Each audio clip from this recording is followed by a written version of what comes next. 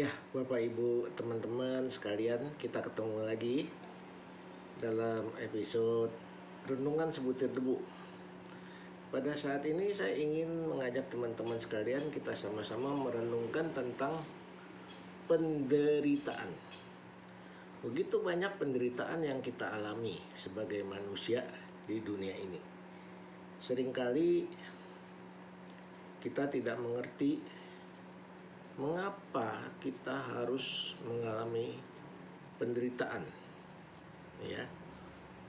Tapi Tuhan Yesus mengatakan bahwa kita diberikan penderitaan satu untuk diuji imannya, supaya kita jadi kuat. Kalau kita hidup selalu enak, mungkin kita jadi rapuh. Tapi waktu kita diuji dengan berbagai kesulitan, dengan berbagai penderitaan, maka kita jadi kuat. Sama halnya seperti emas, yang tadinya dari batu begitu kotor, emasnya ada di dalam batu, diurat-urat batu, batunya dibakar sampai lumer, emasnya sampai lumer, lalu terpisah emasnya dengan batu.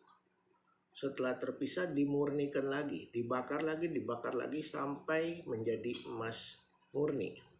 Waktu dia menjadi emas murni, dia jadi mahal harganya. Begitu juga manusia. Manusia selalu,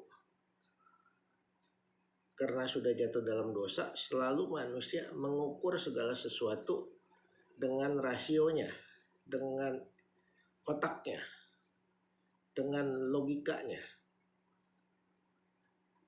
Tapi Tuhan menghendaki kita mengukur dan melihat segala sesuatu dengan iman. Kenapa? Kalau kita punya iman, kita bisa percaya kepada firman Allah. Waktu kita percaya, baru kita bisa taat pada seluruh firman Tuhan.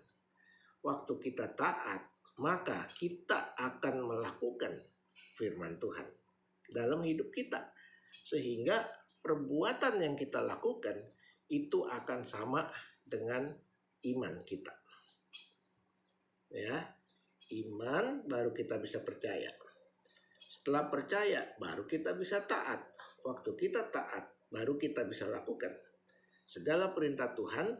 Dengan kita melakukan firman Tuhan, perintah Tuhan, maka iman dan perbuatan kita itu sama.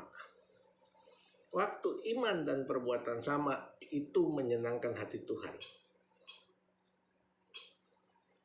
Ya, jadi kita harus mengerti dulu ini dasarnya. Saya bacakan dari 1 Petrus ya, 1 Petrus 5 ayat 9. Saya bacakan ya. Lawanlah dia dengan iman yang teguh. Maksudnya lawan penderitaan, segala kesulitan dengan iman yang teguh.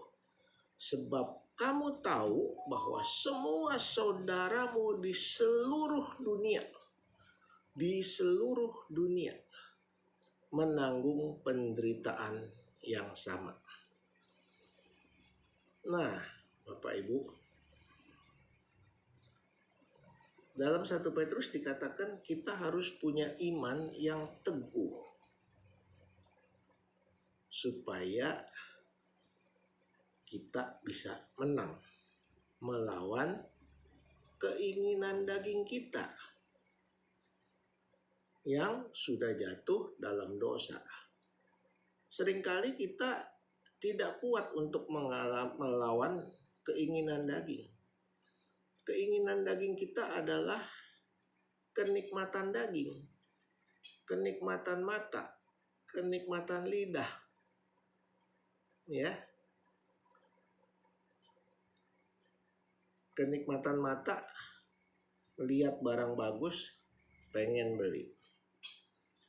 Kenikmatan lidah, pengen makan enak terus. Ya, jadi serakah.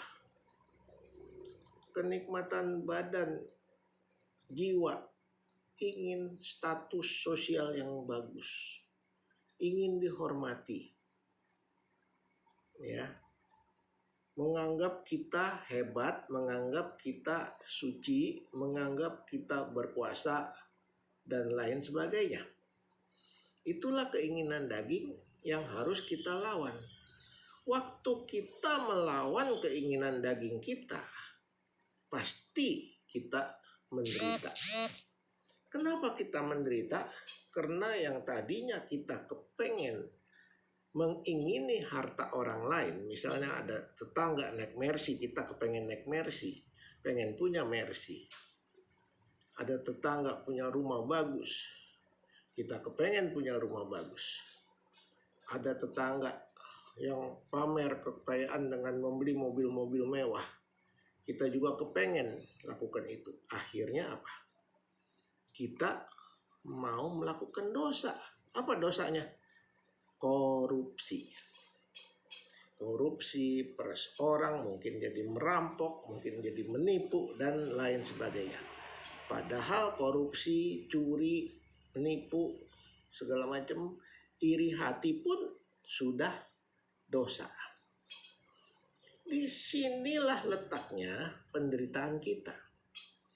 Kita secara daging ingin sesuatu, tapi dihalangi oleh firman. Kenapa firman menghalangi? Karena firman itu adalah Tuhan sendiri. Kenapa Tuhan menghalangi? Karena Tuhan menyayangi dan mengasihi kita, supaya kita jangan masuk dalam jerat dosa yang ada dalam daging. Karena sejak kejatuhan manusia ke dalam dosa, itulah kita jadi berdosa secara daging seluruhnya. Ya. Ini agak berat kali ya, Bapak Ibu ya. Nah, kalau kita udah jatuh dalam dosa, daging kita berdosa, maka kita ingin selalu berbuat dosa. Waktu kita ditebus oleh Tuhan, kita percaya pada firman, kita ingin mengikuti firman, itulah penderitaan kita.